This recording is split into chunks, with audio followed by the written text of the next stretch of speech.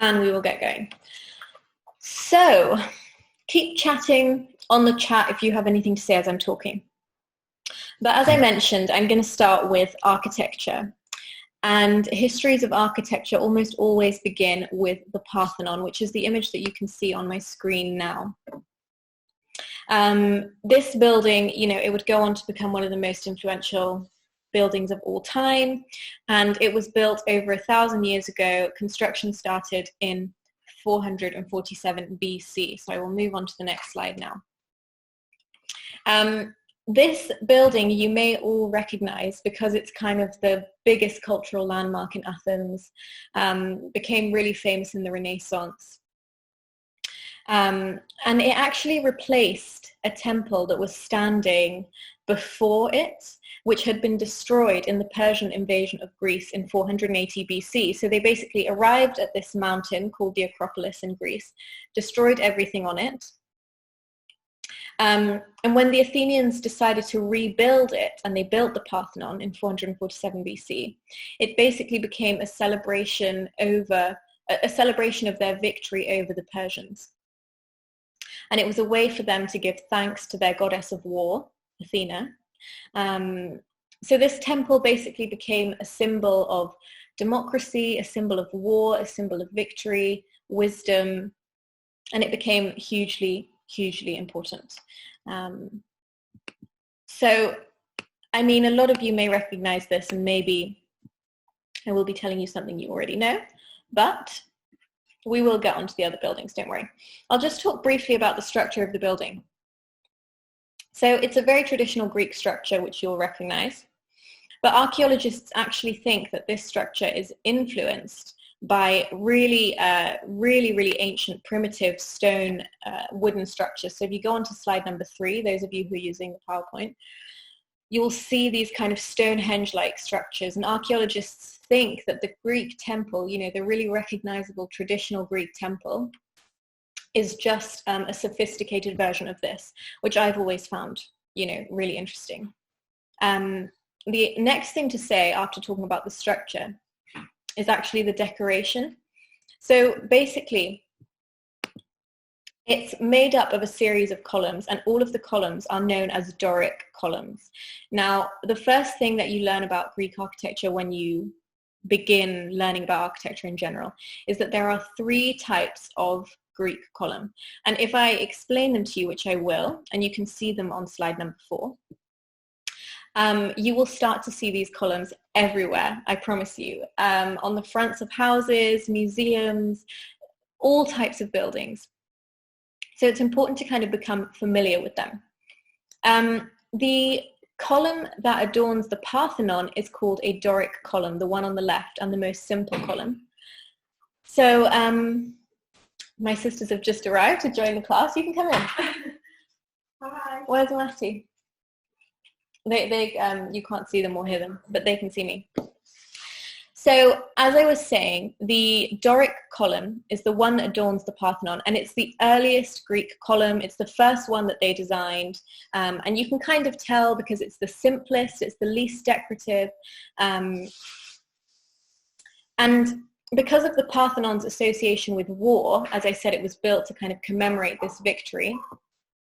The Doric column became associated with war, and it kind of makes sense because it's, it's big, it's bulky, it's undecorative, and therefore it became associated with strength, with brutality, and it's very different, as you can see, to the other 2 columns, which are Ionic and Corinthian columns.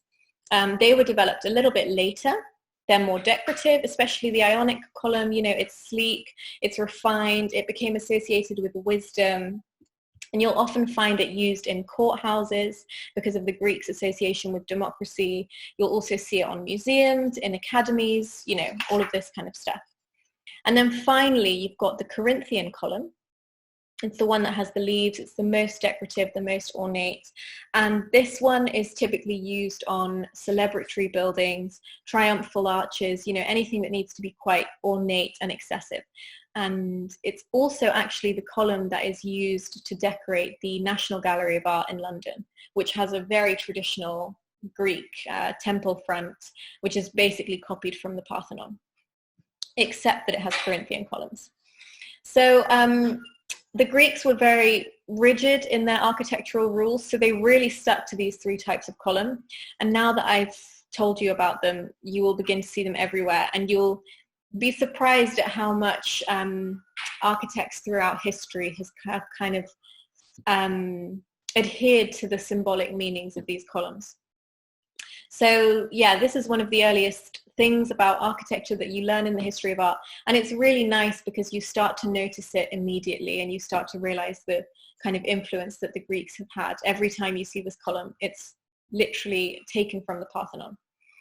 So on the PowerPoint, if you scroll down to number 5, which I've got here, I've just given you some examples of these columns. This is a war memorial in the United States, which uses a Doric column. You've then got the Athens Academy, which uses the very kind of sleek Ionic column, and the Roman Arch of Constantine, which uses Corinthian columns, obviously, as a form of celebration.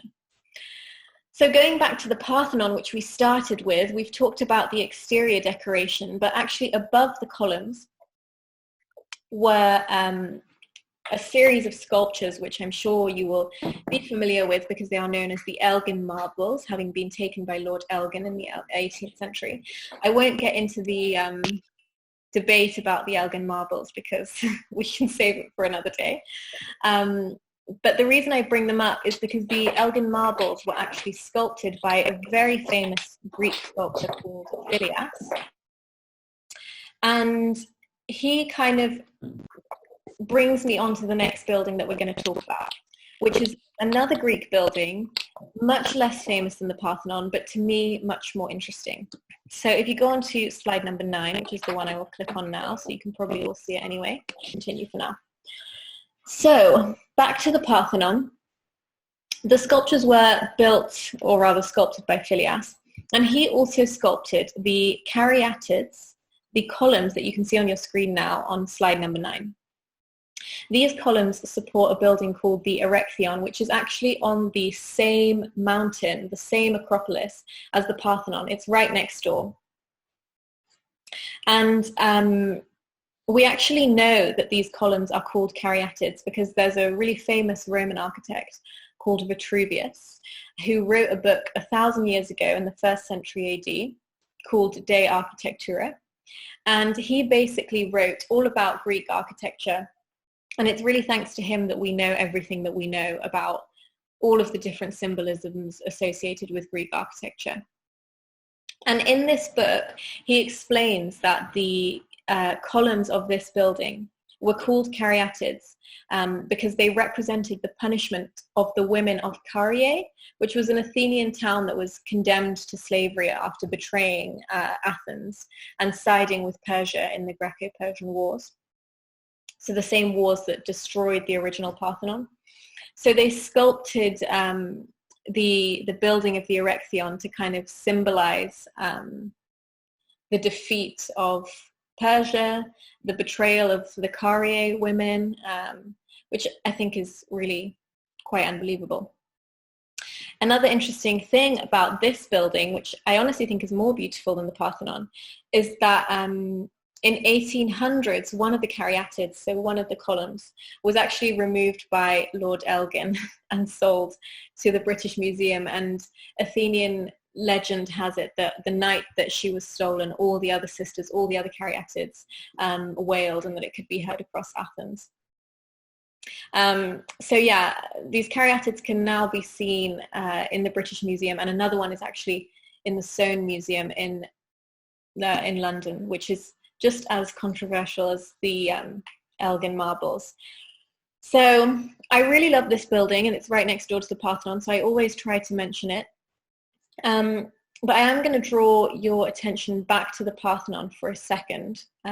Before I do, if you go to slides 10, 11, and 12, I just want to give you a sense of how the caryatid columns became used. They became just as influential as the Doric and Ionic and Corinthian columns. Sometimes you even see caryatids on furniture, like on table legs and stuff like that. This image you're seeing on my screen, number 10, is the Hermitage Museum in St. Petersburg. It's not a very good quality image, but I just like to use this one because it gives you a sense of scale, because you can see the children at the bottom.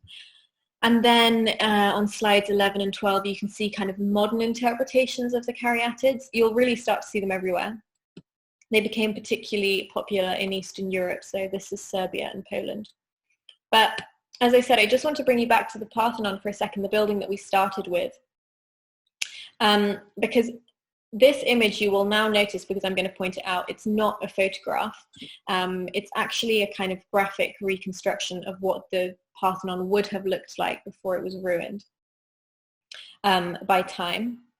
And you'll see now, because it's a reconstruction, that there's actually red, yellow and blue in the marble, which obviously doesn't survive now. And actually, I used this image because I want to show you that the Greeks absolutely loved colour. They covered their buildings in colour. And art historians only realized this in the 18th and 19th centuries when we had the scientific technology to see that there was basically paint residue on all of our Greek buildings, which totally transformed our understanding of classical art. And to be honest, people have never really been able to let go of the idea that classical art should be white and should be marble, which it really shouldn't be. And in the 18th century in particular, if I show you this image, which is slide number 14, for those of you who are using the PowerPoint, architects started doing drawings where they would try and recreate the original colors of the Greek buildings. And you can see that they are totally, full of bright primary colors. Even the columns, sometimes they would actually paint them in different stripes. So it is really hard to imagine Greek buildings like that. And not many people know that, but yeah, as I say, I don't think people have ever fully been able to imagine Greek buildings like that, but it is true. And another thing, before we move on to the next building, that I want to mention about the Parthenon, which you may not know, is that in the final decade of the 6th century AD, which is, by this point the Romans had converted to Christianity and the Roman Empire encompassed Greece, the Parthenon was actually converted to a Christian church. And it was dedicated to the Virgin Mary. And historians think that this is where the name Parthenon comes from, because in Greek it means virgin goddess. This is much disputed, so it's definitely not a fact, it's just a theory, but that's what they think. And probably even more interesting than that is that then when the Turkish Ottoman Empire conquered Greece in 1460, the Parthenon actually went on to become a mosque. So this is a building that has been a temple, a church and a mosque. And I stress this because this will now, we've done the first few buildings, this will become a running theme in the second half of the lecture. What I want to point out is that many of the most famous buildings have actually have served every religious function, which is quite amazing. And they kind of have to have been that adaptable or they would have been destroyed. So you will keep noticing that. So the next building that I will talk about is called the Dome of the Rock. So we're now on slide 15 for those of you who are using the PowerPoint. This building is totally amazing, but it had the same fate as the Parthenon. It has served so many religious functions, which I will explain to you now. So the Dome of the Rock is in Jerusalem.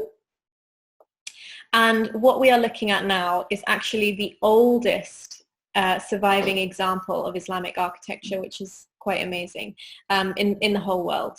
And it was built in the 7th century AD. So this is in the same century that Islam was founded. The Prophet Muhammad had his revelations. He went on a long spiritual journey through the night. About 30 years later, this building is constructed. So it really is it's the oldest building in Islam, surviving building. And it's situated in Jerusalem. So we are now in the 7th century Jerusalem. We've just been in Greece before, so I want to quickly go over what was actually happening in Greece in the 7th century, so almost 100 years after the Parthenon was built now. So by this time, the Greek Empire is long gone. We've got the Roman Empire in the picture. But actually, the Roman Empire was so big that about 3 centuries before, in 285 AD, they had made the decision to split the Roman Empire. I'm probably telling you all something that you already know, but I just want to cater to all levels. I also find this history really confusing, so I like to go over it. So anyway, the Roman Empire had split. It had become the Western Roman Empire and the Eastern Roman Empire. The Eastern Roman Empire otherwise became known as the Byzantine Empire. And it's important in the history of art because the Byzantine Empire developed a very distinct Christian style that was very different from the West. And you'd probably all recognize it. It's very gold, it's very exuberant, it's got lots of mosaics. And the reason why I'm just going over this history when we're talking about the Dome of the Rock is because the Dome of the Rock was actually inspired by Byzantine churches. And now that I've mentioned it, you can probably see it in the kind of gold colors, the tiling, the mosaics of the building. And it's because the Muslim architects who made this didn't have anything else to go on. You know, there was no Islamic architecture at the time. So to me, it's always been, you know, quite amazing that one of the first buildings in Islam was actually inspired by Christian architecture. And, you know, that will be another kind of running theme throughout this talk, is that architectural histories often reveal how tolerant people were historically of other religions, which is something that today is much harder for us to imagine, but it's definitely true. So this building wasn't just important for Christian, you know, Byzantine Christians and Muslims. It was also incredibly important to Jewish people, obviously because it was in Jerusalem. There was a big Jewish community there. And for them, this building became very important because actually they believed that it was built on the site where Abraham had attempted to sacrifice his son. So this building became hugely important to them. And it was also hugely important to Muslims because they believed that this is the building, this is the site where Muhammad ended up after his spiritual journey through the night. So basically, in this, you know, 1,000-year-old building, you've got you know, Muslim architects building something inspired by Christian architecture that is then worshipped by Jewish people. And that is still the case today. So this, for me, is just a really amazing building, and it's completely beautiful. On number 16 and 17, I've just added a few images, even though they're bad quality, because it's difficult to get good quality images of this building. I'll just let the internet connection catch up with me. Hopefully. I just got a message saying my connection was unstable, so we'll just give it a minute. But if not, if you can hear me, then on number 17 you just get a sense of the way that this building completely changes the landscape. It's really amazing. You can see the gold dome all over Jerusalem. So I've never seen it in person, but hopefully one day. So if someone could just send a message on the chat to confirm that the connection is a little bit more stable now, then I'll carry on. Okay, great. Great. Great. Okay. And how is the speed that I'm talking? And if anyone has any questions, please feel free. I would turn the microphones on, but I think you'll hate it. So we'll carry on. Okay, great. So, Dome of the Rock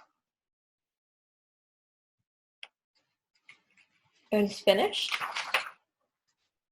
So moving on to the next building, which is another building that has had the same fate as the Parthenon, the same fate as the Dome of the Rock, has served multiple religious functions. This building, if you go on to slide number 18, is called Hagia Sophia, and it's one of the most famous cultural landmarks in Istanbul now. So this building was originally built as a Byzantine Christian cathedral in 537 BC, so Eastern Roman Empire. And we now obviously have recapped what Byzantine means, and you can kind of see here the stylistic characteristics. It's got lots of gold, especially if we go inside to slide number 19, sorry. The inside of this building is totally mind-blowing. I have visited this building, and it really does look how it looks on the picture. It's completely unbelievable. It's gold, it's tiled, it's got lots of mosaics on the inside. So it was obviously built in the Byzantine Empire. But in 1453, Constantinople, the capital of the Byzantine Empire, otherwise known as Istanbul now, was invaded by the Ottoman Empire.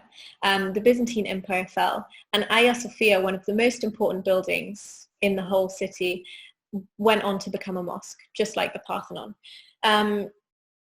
And when we go back to slide number 18, you can see that the architects actually added certain things to try and make this building look more Islamic.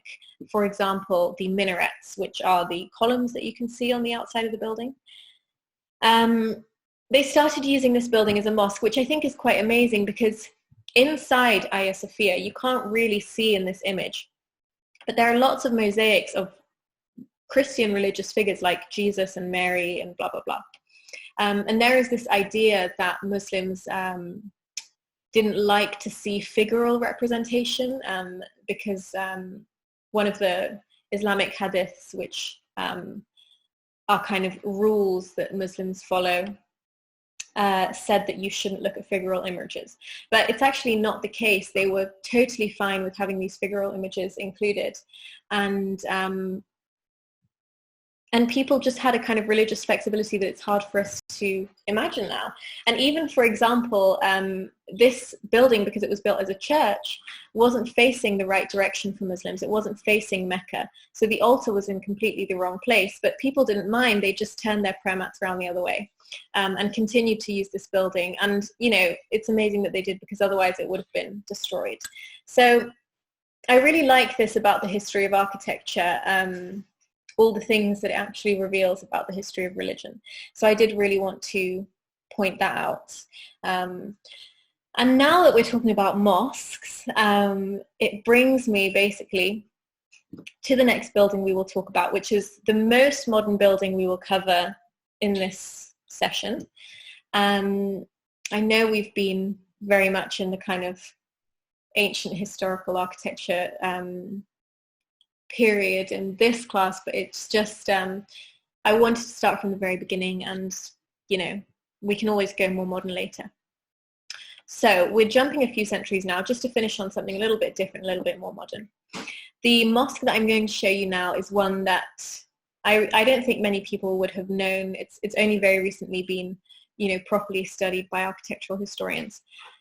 And this is a mosque called the Nuri Osmani Mosque, also in Istanbul, very near Hagia Sophia. And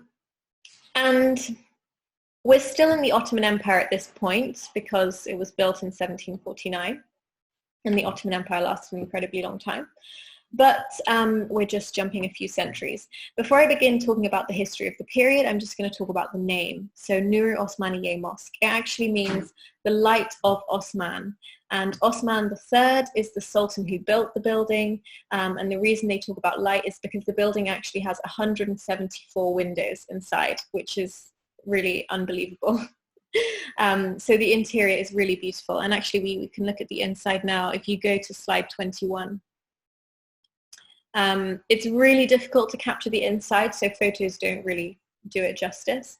And it's still a functioning mosque, so there's also not a huge amount of inside photography allowed. But it is really, really amazing on the inside. So talking about the history of the period, 18th century Ottoman Empire. Right, well, Osman III was like a very, very daring sultan. He was... he wasn't traditional in any way. And he decided that he wanted to invent a new architectural style. If you go to slide 22, so the next one along, I've just included an example here on the left of traditional Ottoman architecture. This is the Blue Mosque, which was built in the 16th century, before the Nur Osmani Mosque. And then on the right-hand side of the slide, you've got the Nur Osmani Mosque interior. I've just put these two together so that you can get a sense of what traditional Ottoman architecture was like and what Osman III wanted to do. So the more traditional Ottoman mosques are very blue, extremely ornate, tiled, you get the picture. Whereas what was absolutely mad at the time about the Nur Osmani Mosque is that he decided he wanted to incorporate classical features into his mosque. So features that trace back all the way to the Parthenon in Greece, which we started with. He wanted to basically find a fusion between this traditional Ottoman architecture and classical architecture. And this style that he created, which you can see on the right-hand side of slide 22, the Nur Osmani Mosque, became known as the Ottoman Baroque. So a kind of fusion Ottoman style. So yeah, I hope you get a sense of how different it is, how strange it was for people at the time to be in a mosque like this. So why did Osman III decide to do this kind of radical style of architecture? At first, architectural historians thought that maybe he decided to do this because actually at the time in the 18th century, the Ottoman Empire was beginning to decline. They had lost a few wars in Venice. It really wasn't at its strongest point. So architectural historians started theorizing and wondering whether maybe he was trying to just revive the empire. Maybe he was trying to kind of westernize the empire, relying on these really ancient architectural symbols of power that go back, to the Doric Column that we started with. Maybe he was trying to kind of exploit classical architecture in that way.